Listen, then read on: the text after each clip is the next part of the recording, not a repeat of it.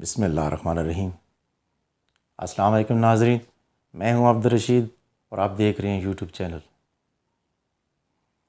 ناظرین، عمران خان نے لاہور میں ایک تاریخ ساز جلسہ کیا اور لاہور کی ہسٹری میں ایک نیا ریکارڈ بنا کر رکھ دیا۔ ہم دیکھتے ہیں کہ لاہور کی انتظامیہ نے اس جلسے کو ناکام بنانے کی پوری کوشش کی۔ انہوں نے جگہ جگہ کنٹینر لگائے، انہوں نے میٹرو سروس بند کی، انہوں نے اورنج ٹرین بند کی، انہوں نے ٹرانسپورٹر کو دھمکایا کہ جلسے میں جانے والے لوگوں کو گاڑیاں نہ دی جائیں، جس کے نتیجے میں ہم دیکھتے ہیں ملتان، سائیوال، ویہاڑی، چیچا وطنی سے بہت سے قافلے جو جلسوں میں آنے کے لیے تیار تھے، بالکل آخری وقت پر ٹرانسپورٹر نے گاڑیاں دینے سے انکار کر دیا۔ ان کا کہنا تھا کہ انتظامیہ نے انہیں سختی سے منع کیا ہے۔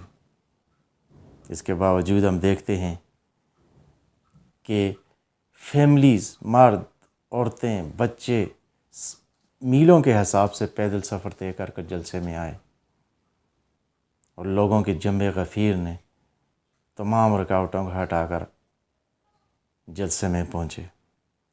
یہ ایک تاریخی جلسہ تھا جس کا کراؤڈ اتنا بڑا تھا کہ جتنے لوگ مینار پاکستان کے اندر تھے اس سے کئی گنا لوگ مینار پاکستان کے باہر تھے اور چاروں اطراف میں پھیلے ہوئے تھے۔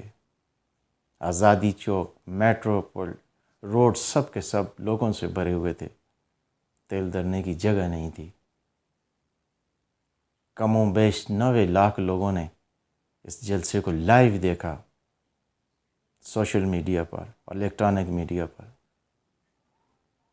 جلسے کے دوران عمران خان نے کہا کہ وہ شہباز شریف کے ماتحت کسی کمیشن کو نہیں مانتے۔ اگر کمیشن بنانا ہے تو سپریم کورٹ آف پاکستان بنائے اور اس کی اوپن ہیئرنگ ہو تاکہ عوام بھی جان سکے اس سازش کو۔ ان کا کہنا تھا کہ فارن فنڈنگ کیس میں الیکشن کمشنر انہیں بین کرنے کی کوشش کر رہے ہیں، وہ اجرت میں ہے۔ انہوں نے الیکشن کمشنر کے بارے میں کہا کہ وہ مسلم لیگ نون کا اعلی کار بن گئے۔ انہوں نے کہا کہ اگر الیکشن کمیشن آف پاکستان تینوں پارٹیوں کی، مسلم لیگ، پیپل پارٹی اور پی ٹی آئی کی ایک ساتھ تحقیقات کرے تو انہیں کوئی اعتراض نہیں ہے۔ اگر وہ دوسری پارٹیوں کو چھوڑ کر صرف پی ٹی آئی کو سنگل آؤٹ کرنے کی کوشش کر رہے ہیں تو اس پر ہمارے تحفظات ہیں۔ ایسے الیکشن کمشنر کو ہم نہیں مانتے۔ انہوں نے فوج کے حوالے سے کہا کہ فوج پر ہرگز بھی تنقید نہ کیجیے، یہ ہماری فوج ہے اور مضبوط پاکستان کے لیے ایک فوج کا ہونا انتہائی ضروری ہے۔ انہوں نے لوگوں سے، عوام سے حلف لیا کہ جب میں کال کروں گا تو آپ میرا ساتھ دیں گے، آپ اسلام آباد میرے ساتھ آئیں گے۔ انہوں نے کہا کہ یہ اقتدار کی جنگ نہیں ہے، یہ حقیقی آزادی کی جنگ ہے، یہ پاکستان کی جنگ ہے۔ تو لوگوں نے لبیک کہا، ان کی اس کال پہ لبیک کہا۔ انہوں نے اپنے آخری الفاظ میں یہ کہا کہ جنہوں نے اس امپورٹڈ حکومت کو لایا ہے اس کی ازالی کے لیے اب وہ الیکشن کروا دیں۔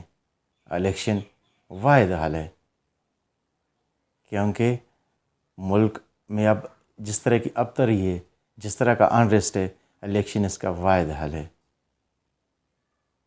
ظلم رہے اور امن آئے، کیا ممکن ہے؟